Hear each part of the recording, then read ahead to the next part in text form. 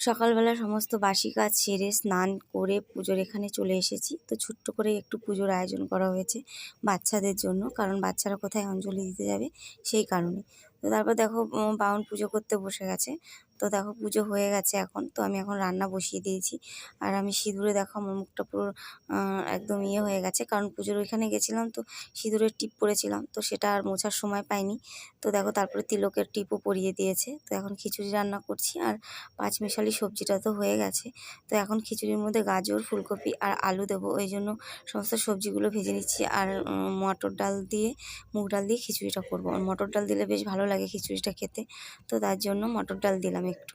তো আমার রান্না প্রায় হয়ে এসেছে, সবজিগুলো এখন সব ভাজা হয়ে গেছে।